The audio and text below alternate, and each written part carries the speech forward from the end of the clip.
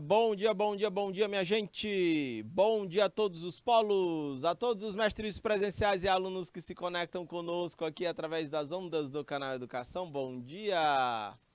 Minha gente, estamos no ar em mais uma transmissão de aulas para o curso técnico em administração.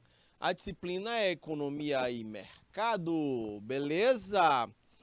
Nesse dia 25 de outubro, né, do ano de 2022.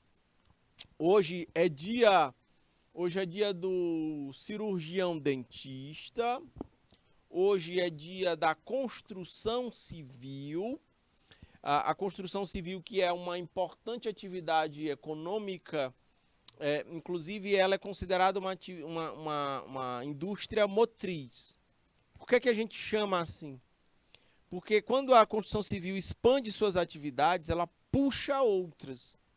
Vocês, como futuros técnicos em administração, que estiverem, de repente, trabalhando em alguma empresa dessa cadeia produtiva da construção civil, vejam, quanto mais casas, prédios vai se construindo, mais você contrata mão de obra especializada como engenheiros, arquitetos, topógrafos, agrimensores, mas você também contrata operadores de máquinas, contrata mestres de obra, pedreiros, serventes de pedreiros, ou seja, também uma mão de obra menos qualificada, mas muita gente. Né? A gente vai ter também contratações de serviços, né, de seguros, por exemplo. E numa obra, numa construção, você tem a encomenda de telhas, de cimento, de pedras, de areia. Aí você compra lá de fornecedores de material de construção, de tijolos. A gente vai ter também a produção de portas, janelas, podem ser de serrarias, pode ser de metalúrgicas. Então vejam, é uma atividade que quando ela expande, ela puxa todas as outras. Então por isso que é considerada motriz. Hoje é dia da construção civil. Vocês podem estar como futuros técnicos em administração trabalhando nessas áreas. Beleza? Tudo bem? Câmbio? Minha gente, nós estamos também hoje... É dia de mais coisas, mas eu não vou lembrar. Vamos adiante. Pode botar o slide todo aí na tela, Maioli, por favor. Estou olhando aqui conectados conosco os polos de Assunção do Piauí, Oeiras, São Luís do Piauí e São João da Canabrava. Beleza. O Maioli é meu diretor de imagens, a Fátima Campelo é minha profa assistente e nós vamos juntos aqui nesta aula. Aqui eu quero começar são as questões complementares da aula de ontem, né? Então vejam, como questões aqui para a gente discutir. Eu pedi que vocês pesquisassem em sites de notícias de internet, conteúdos da internet ligados a crescimento da economia, notícias relacionadas a desemprego, inflação nos preços, né? Leia e faça uma síntese do que entendeu. Óbvio que essa questão ela se baseia na experiência subjetiva do aluno, né? Vocês escolhem aí, vocês vão ver muita coisa e vocês vão selecionar e ver o que é que faz sentido para vocês sobre inflação de preço, desemprego, crescimento da economia. Não faltam assuntos, são muitos. E de muitas fontes, então isso vai variar muito de aluno para aluno, depende muito da pesquisa que vocês forem fazer, tá bom? Qual é a importância da contabilidade social numa economia? Vejam que contabilidade social ela é uma forma de medir as transações entre bens e serviços. Deixa eu destacar aqui em marca-texto. A contabilidade nacional, ou também chamada de contabilidade social, é uma forma de medir as transações né, econômicas de bens e serviços que compõem a vida econômica de uma nação. São os negócios que envolvem produção, vendas, prestação de serviços nas mais diversas atividades, seja agropecuária, serviços, comércio, indústrias. É a partir daí que a gente vai ver qual é a participação da indústria na economia, dos serviços, né, da agricultura, né, tem essa pegada. Quando eu estou falando aqui o que é que significa ver a economia pela ótica da renda, a gente tratou disso na aula passada. Porque vejam, são a soma das remunerações feitas dos recursos produtivos. Então vejam, é a receita obtida pelos empresários que remuneram os recursos produtivos. Qual é a receita dos empresários? É o lucro. O empresário investe objetivando o lucro. Mas também são os salários pagos aos trabalhadores. O trabalhador trabalha em busca de quê? De salário. Também dos aluguéis ou arrendamentos pagos aos proprietários de terras, aos proprietários de estruturas físicas onde funcionam as empresas, né? Também aos juros pagos na economia.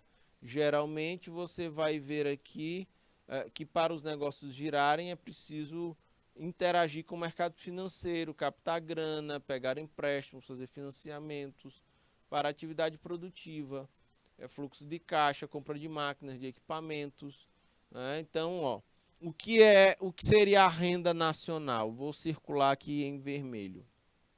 A renda nacional são os salários pagos na economia, os juros, os aluguéis, eu não botei mais os arrendamentos na mesma rodada, e os lucros das empresas. Esses 4 tópicos que eu circulei aqui, ele não está nem fazendo tanto contraste, né? Deixa eu trocar isso aqui, acabei apagando tudo aqui. Deixa eu fazer o contraste aqui de caneta azul. São os salários pagos na economia, são os juros pagos, são os aluguéis e arrendamentos e são os lucros das empresas. Essa aqui é a renda, compõe a renda nacional, ok? É uma forma de a gente olhar a economia, ok? Tudo bem? E agora a gente segue aqui. No nosso roteiro de aula, nós vamos tratar hoje sobre o papel do Estado na economia, ok? Nós falamos sobre o que é macro, os objetivos da macroeconomia, crescimento econômico, pleno emprego, estabilidade. E agora a gente trata aqui de funções do setor público, pontuar. Funções alocativas, distributiva, estabilizadora. Também terão questões complementares para que vocês possam estar resolvendo, porque ajudam a fixar o conteúdo discutido na aula de hoje, tá bom? Beleza? Vamos aqui adiante, sou o professor Fernando Galvão. Minha gente, quero começar aqui dizendo que destaque em amarelo, né? A macroeconomia, ela oferece uma visão geral do patamar econômico do país. Eu consigo, através da macroeconomia, ver se ele está crescendo, se ele está se contraindo, se aquela economia daquele país ela é mais avançada, se ela é mais atrasada, né, tecnologicamente, se a população tem elevados níveis de qualidade de vida ou se a população tem baixo nível de qualidade de vida.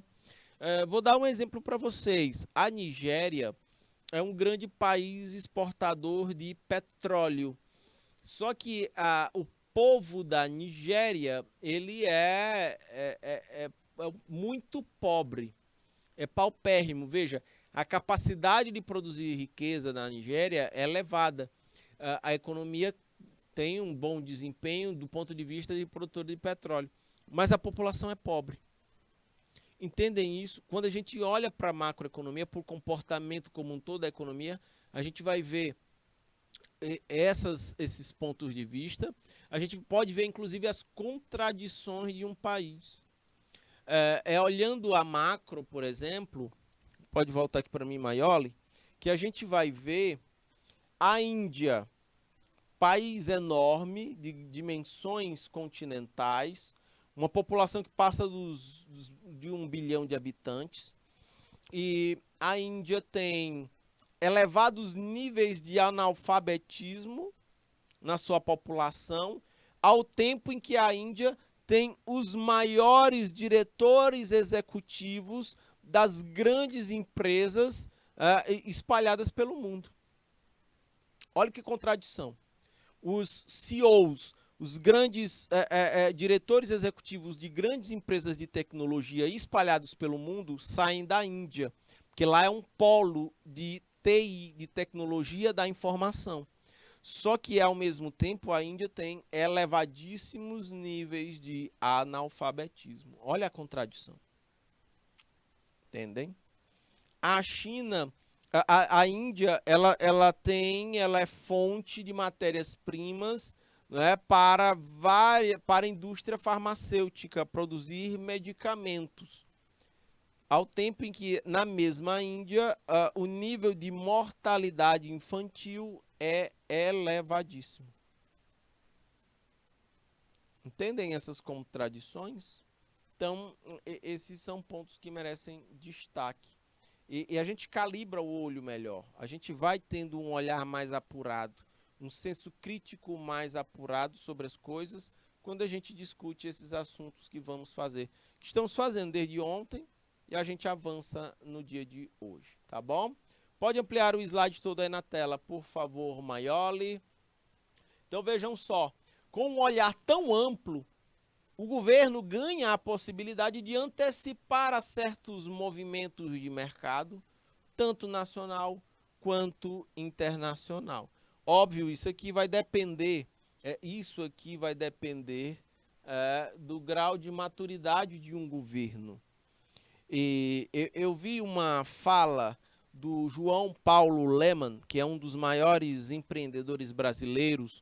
Ele figura aí na lista dos homens mais ricos do mundo. E o Paulo Lemann, ele vai dizer que quando você forma uma equipe de trabalho, o ideal é que você forme uma equipe de trabalho com pessoas que pensam diferente. Com pessoas que pensam diferente, com pessoas que tenham formações diferentes. Porque a partir daí o diálogo se torna mais rico, o diálogo se torna mais produtivo, mais diverso. Você tem vários pontos de vista diferentes sobre a mesma coisa. E aí a gente consegue ter esse olhar mais amplo, com possibilidade de antecipar movimentos de mercado, nacional ou internacional. Um grande problema é quando você faz uma equipe de trabalho com pessoas que pensam igual. Porque aí não sai nada de diferente. Ora, se eu penso igual ao Maioli, o que é que vai sair de diferente, Maioli, de uma conversa entre a gente? Você vai estar dizendo uma coisa e você vai ter... Eu vou estar fazendo... É o viés de confirmação. Você vai estar falando o que eu penso. Então, está ali. Entende? Então, não rende. O massa é o diferente. É a interação entre os diferentes. Isso dá uma riqueza maior ao ambiente de trabalho. E, por exemplo, para um governo. Porque quando a gente fala de macroeconomia, naturalmente, a gente tem que olhar a economia do ponto de vista de governo. É o governo que pode conduzir a macroeconomia. Agora, se o governo tiver apenas uma linha de pensamento, é difícil antecipar movimentos de mercado, tanto nacional quanto internacional. Ok, tudo bem. Essa é uma pegada. E tem uma coisa interessante, que eu quero destacar para vocês. Volta aqui para mim, Maioli. Em junho, no mês de junho, o Brasil ele reduziu as alíquotas de ICMS dos combustíveis dos estados. O que acontece? Em junho, eu já escrevi um texto dizendo como será que os preços dos combustíveis no Brasil vão subir ou vão cair até o final do ano. Eu fui olhar geral, as notícias dos portais.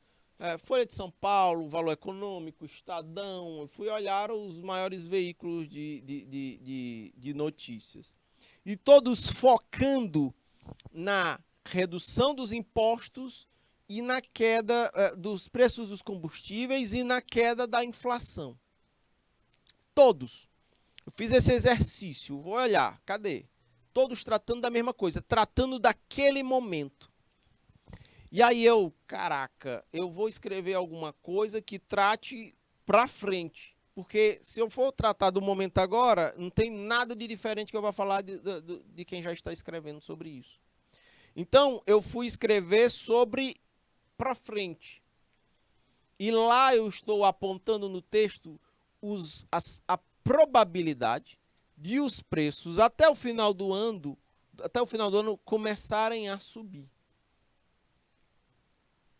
Então, eu vou lá apontando e encontro dois pontos importantes aí. É que os preços dos combustíveis no Brasil, hoje, eles dependem muito mais de eventos externos do que internos. Então, não dá para a gente dizer que os preços vão ficar baixos. Como a trajetória foi de queda até aqui. Sacam? Mas não dá para dizer que eles vão permanecer ao longo do tempo. Por quê? Porque a gente depende de muita coisa fora. Por exemplo, preço do barril do petróleo e preço do dólar. Então vejam, e aí eu estou alertando lá no texto. O preço do barril do petróleo, por que o preço dos combustíveis estavam caindo? Porque o preço do barril do petróleo internacionalmente está caindo, estava caindo. Você tem um medo de uma recessão econômica internacional. Se a economia cresce menos, ela usa menos petróleo. Então você vai ter mais oferta de petróleo do que procura por petróleo. O preço cai. Só que o que é que quem produz petróleo faz para manter o seu ganho? Reduz a oferta. Para manter ali o petróleo entre $90 e 100 o barril. O petróleo chegou a baixar para 80 e cacetada dólares. Só que o pessoal começou a aumentar o preço. O petróleo até ontem, eu estava olhando, estava na casa dos 94 dólares o barril. Não sei como é que está hoje. Tu pode dar uma olhadinha, Maioli. Tu procura assim, nem compartilha na tela, nem precisa, basta dizer aqui. Petróleo hoje. Aí a gente vai ver o preço do barril do petróleo, como é que ele está. Se ele está em alta ou se ele pode estar oscilando, o viés é de alta ou de queda. Né? Aí, em reais, em dólar, eu quero ver, em reais. O maior tá vendo aqui, é caro, né, bicho? R$ 472 o barril do petróleo em real. Em dólar. Então, vejam, a gente tem essa pegada. Quanto é que tá o barril?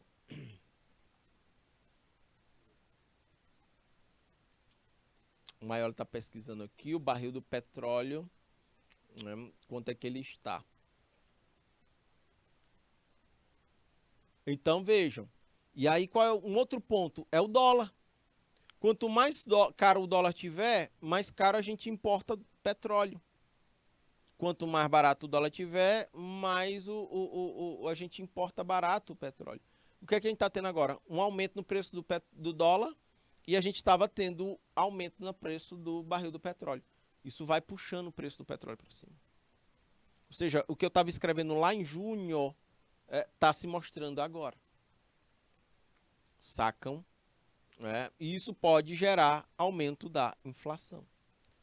Ok? Pode ampliar o slide todo aí na tela, por favor, Maioli.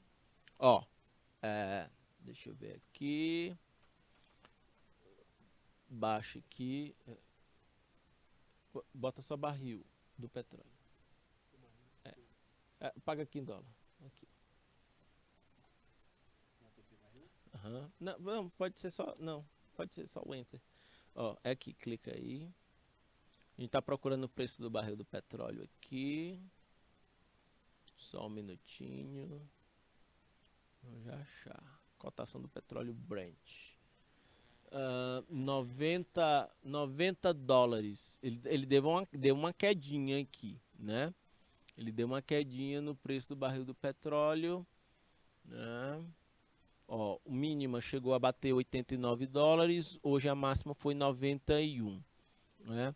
Tá razoável, são dois tipos de petróleo, é o Brent e o WTI, né? Então é isso.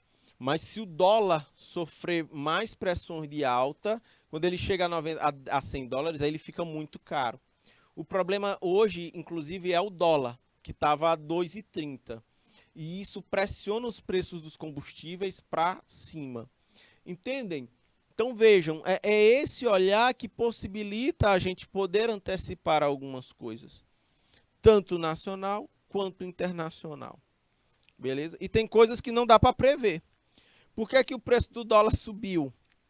Porque quando o Roberto Jefferson recebeu a bala, o pessoal da Polícia Federal, qual é o medo dos investidores internacionais? Meu Deus, o Brasil, será que corre o risco de o Brasil ter conflitos internos? Se isso houver, os investidores têm medo. Eles tiram os seus investimentos em dólar do Brasil. Quando eles tiram, diminui a quantidade de dólar, o preço do dólar sobe. Entendem? São esses os movimentos. Então, é cada coisinha que pode afetar. Imagine uma coisona como essa, entendem? Dessa forma, a ideia é que a gente pudesse agir e reagir de forma mais rápida, especialmente para evitar as crises e, quem sabe, aproveitar oportunidades. Além disso, minha gente, as metas da macroeconomia são importantes promotores da estabilidade e da qualidade de vida para a população como um todo. Meus caros futuros técnicos em administração, olhem o poder disso para vocês, enquanto futuros técnicos em administração, minha gente. Se vocês estiverem trabalhando no mercado e o mercado mudando, virando, e vocês podendo estar acompanhando isso e, ao mesmo tempo, contribuir para a empresa de vocês, não é? nas tomadas de decisão, qualificando, melhorando as tomadas de decisões. Só para dar um exemplo, né? A gente estava falando ontem de pleno emprego. A garantia de pleno emprego, ela fomenta, ela alimenta o consumo e aquece a economia, levando a um cenário de bem-estar e de tranquilidade. Sacam? Porque as pessoas têm renda, elas vão consumir mais, as empresas vão vender mais, vão contratar mais, e isso pode gerar bem-estar e tranquilidade. Só que a gente viu também na aula passada, isso aqui precisa estar sob controle, porque se o consumo das pessoas crescer mais do que a capacidade das empresas de produzir, eu vou ter mais procura do que oferta. Aí isso pode gerar inflação, ou seja, um aumento generalizado nos preços das coisas. Olha como essa... E aí, como é que a inflação vai afetar a empresa na qual você trabalha? Entendem? É essa capacidade de antecipação interessante que a macroeconomia permite que a gente tenha. Tá bom? Quando o preço do dólar tá caro, opa, eu já sei que se eu vendo eletroeletrônicos, que grande parte, o maior cheio de material eletroeletrônico de equipamento aqui na mochila dele. Equipamento eletroeletrônico, muitos dos componentes são importados. Ora, se o dólar está mais caro, quem importa vai comprar do exterior mais caro. E vai ter que revender e vai jogar isso para o preço dos produtos. Então, os equipamentos que o Maior tem aqui, eles foram comprados no preço. Se o Maior for renovar os equipamentos dele e for comprar num dólar mais caro, mas olha, esses produtos vão ficar mais caros. Então, e se você trabalha com equipamento eletroeletrônico, olhem como essas noções de mercado nos ajudam a olhar, a formar estoque, né? Ou negociar com clientes, com fornecedores. Isso pode ajudar por demais. Eu destaquei em amarelo aqui. Uma vez, minha gente, alcançado o bem-estar numa sociedade, aí é possível a gente focar em outros esforços nacionais, em outras necessidades do país, como, por exemplo, promover o crescimento industrial. A gente falou sobre isso na aula de ontem, né? Planejar medidas de longo prazo para o futuro, planejar e corrigir problemas em áreas que ainda estão deficitárias. Aí eu vou colocar para vocês uma questão. As eleições atuais no Brasil, elas estão muito delicadas, porque a gente está discutindo mais do mesmo. A gente ainda está discutindo se a democracia está em risco ou não. É uma pauta tão curtíssimo prazo que fica difícil a gente planejar medidas de longo prazo para o futuro. Entendem? Porque muita gente está preocupando em sobreviver hoje. Como é que se pensa para o futuro? Entendem? A gente precisa qualificar mais o debate político. Até porque a China produz 5G, a China produz inteligência artificial, a China produz armazenamento em nuvem, internet das coisas, e a gente ainda está no Brasil discutindo se a gente consegue preservar ou não a democracia. Entendem? Então, a gente precisa avançar e a gente não tem tempo a perder. O Brasil não tem tempo a perder. Nós estamos perdendo tempo no jogo internacional. Então, minha gente, as decisões macroeconômicas, e aí eu falei lá na aula passada, a gente falou de produção, como é que se estimula a produção, controla a inflação, estimula o emprego. Essas decisões macroeconômicas, obviamente, elas afetam diretamente o dia a dia das pessoas. Em período de crescimento econômico, quando a pessoa perde o emprego, ela consegue mais rapidamente encontrar outro. Entendem? Quando uma empresa, uma empresa, ela consegue facilmente bater metas de vendas no mercado quando a economia está aquecida.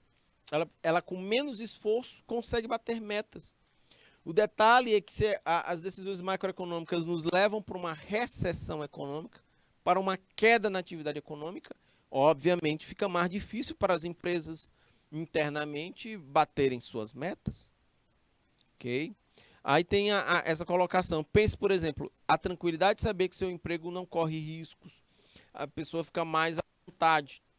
A pessoa, ela expande, inclusive, seus planos de consumo. As empresas ampliam planos de investimento. Agora entra uma questão aqui, viu? Se a gente está colocando aqui, né? Só que o detalhe, qual é o cenário hoje no Brasil? Olhando a macroeconomia. Só um minuto aqui. Caneta vermelha. O que é que acontece no Brasil? 80% das pessoas, numa pesquisa recente, estão inadimplentes. Ok? Ou seja, de 100 brasileiros, 80 estão com dificuldade de pagar suas contas há mais de 90 dias. Vejam, não tem tranquilidade aqui. Você tem riscos elevados aqui, entendem? Então, esse momento atual ele é muito preocupante. Percebam que, destaque em amarelo, uma política de promoção de empregos que visa alcançar o pleno emprego. Eu já disse para vocês, atingir o pleno emprego é tecnicamente impossível, mas quando a gente busca reduzir ao máximo o desemprego na sociedade, isso faz com que o trabalhador desenvolva sua atividade sem medo do amanhã, da instabilidade ou do risco. É confiança, aumenta o grau de confiança na economia. Uma economia com 80% de pessoas inadimplentes, os níveis de risco e de insegurança, incerteza são muito elevados, minha gente. Isso contamina o ambiente de negócios. As pessoas têm medo de comprar, por exemplo, a prazo, se não tem grana para pagar à vista. E as empresas também têm medo de ampliar seus planos de investimento, porque não sabem se o mercado vai absorver tudo que ela tem para vender. E aí, essas expectativas negativas vão afetar a economia, vão afetar o ambiente de trabalho nas futuras empresas em que vocês podem estar trabalhando como futuros técnicos em administração. Como consequência disso, vejam, uma macro que trabalha no estímulo ao emprego também oferece mais chances de se fazer planos futuros, de você viajar, de fazer o que sempre quis, de você comprar um imóvel no longo prazo. Imóvel é caro, é 15, 20, 30 anos. Para você fazer um financiamento assim, minha gente, é preciso ter um mínimo de estabilidade. Porque você se expõe há muito tempo financiando um bem como esse. Ou um carro, por exemplo, a compra de um carro. Tinha gente aqui no Brasil que financiou o carro, por exemplo, ó, em 60 meses. Entende? É muito tempo. Sabe?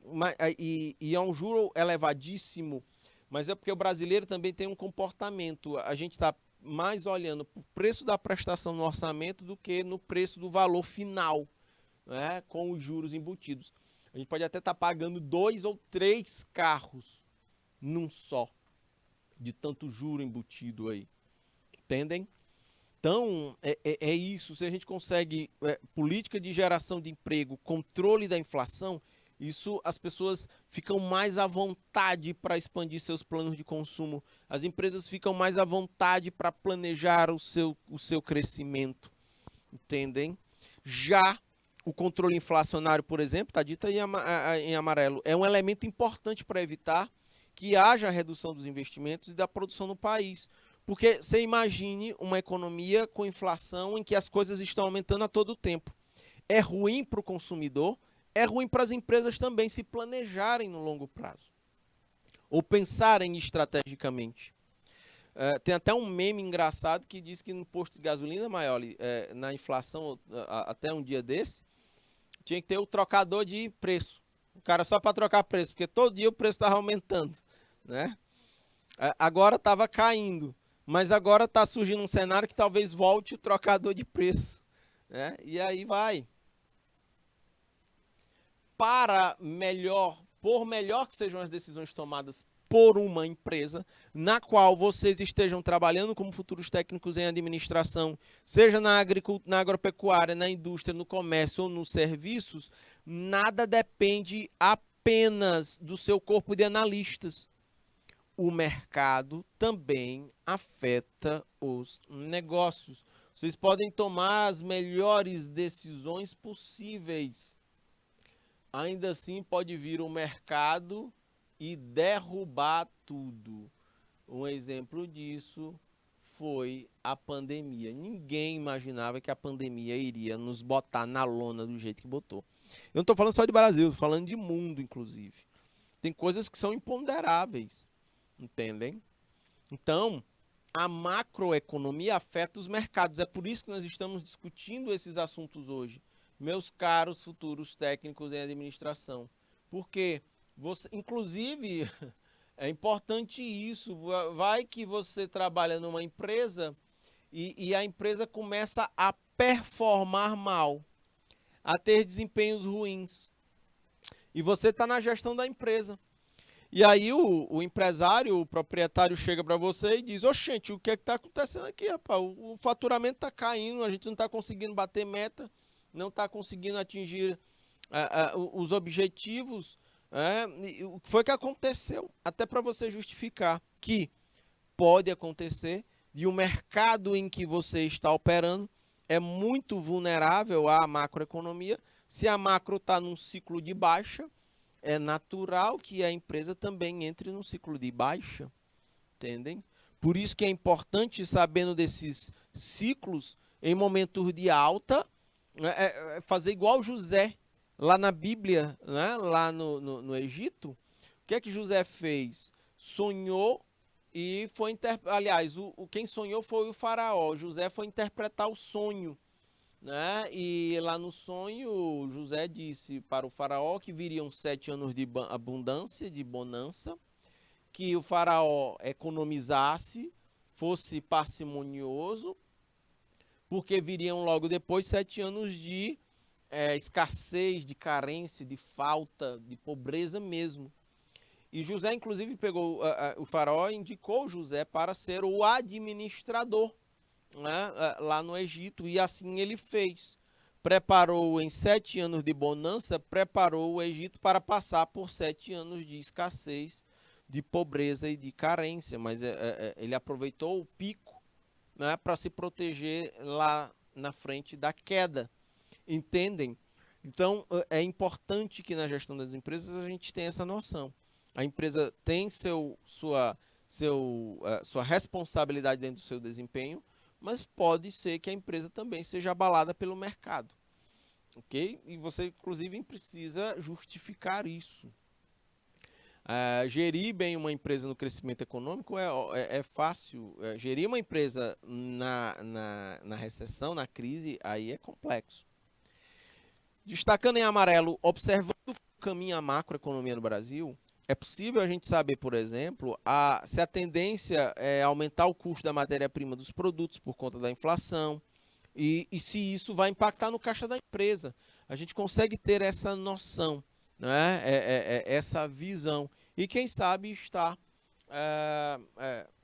adotando medidas, né, para minimizar esse efeito, como, por exemplo, definir critérios mais rígidos na concessão de crédito, para tentar me proteger da inadimplência. Se eu sei que as coisas estão mais difíceis, né, são medidas preventivas que podem ajudar na gestão. E outro ponto, né, é que o mercado, minha gente, no seu funcionamento, o mercado ele apresenta falhas. E é exatamente por isso que existe uma necessidade do mercado atuar para corrigi-las. Eu estou discutindo muito isso aqui lá nas finanças públicas para o pessoal de finanças.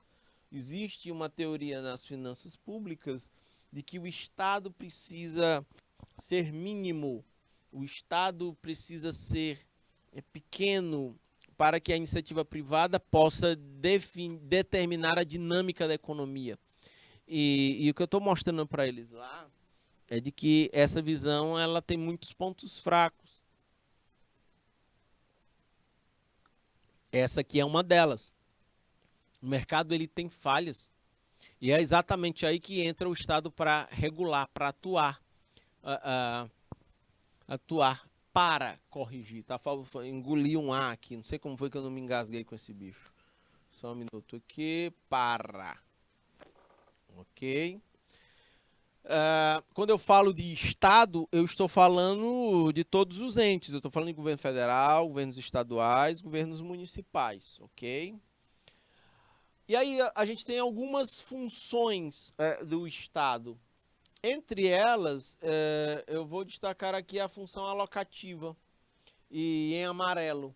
É o processo pelo qual o governo divide os recursos para a utilização no setor público e privado. Ele está pegando os recursos disponíveis e alocando para construir rodovia ou ferrovia, segurança, educação, saúde, entre outros, aos cidadãos. Ok? Essa é uma função alocativa. O que é prioridade? Entendem? Uma observação, grandes projetos de investimento no Brasil, e o Brasil está precisando disso nesse instante, de grandes investimentos em infraestrutura. O detalhe é que estes investimentos, eles exigem alto desembolso, ou seja, muita grana, são caros, e o retorno é no longo prazo. Isso pode fazer com que os investimentos financeiros, que as empresas não queiram investir. Por isso entra a necessidade do Estado de corrigir essa falha, né? E o Estado possa, é preciso aumentar o investimento em infraestrutura com recursos públicos, porque se a gente for esperar o mercado, esses investimentos não serão feitos e a gente vai ficar com problemas, né, no Brasil. Também tem um outro tipo de política que é a distributiva. Ela se refere à redistribuição de rendas realizadas através de transferências. Ou o governo pode dar subsídios governamentais. Por exemplo, recursos provenientes da tributação da renda das famílias que estão em situação de extrema pobreza. Ó, uma política distributiva. Eu vou tirar impostos de produtos da cesta básica para deixá-los mais baratos e mais acessíveis para as pessoas. Isso é uma política distributiva. O Bolsa Família é uma política distributiva que mudou de nome e agora é Auxílio Brasil. Entendem? Quando era Bolsa Família ainda tinha condicionamentos. Você recebe, mas você precisa manter a criança vacinada e matriculada na escola. Hoje não tem essas regras. A pessoa só recebe a grana sem maiores condicionamentos. Entendem? Antes era amarrada uma coisa na outra. A desigualdade social, minha gente, os monopólios, eles podem gerar grandes prejuízos para a sociedade. Então, transferências diretas, subsídios, cobranças de multa podem ser instrumentos de política distributiva. E também tem as políticas estabilizadoras. Por políticas estabilizadoras, a gente tem aqui manter a estabilidade macroeconômica, controlar o valor da moeda, isso aqui é controlar a inflação. Ó, a nota de R$200 hoje vale R$160, por exemplo, perdeu o valor por conta da inflação.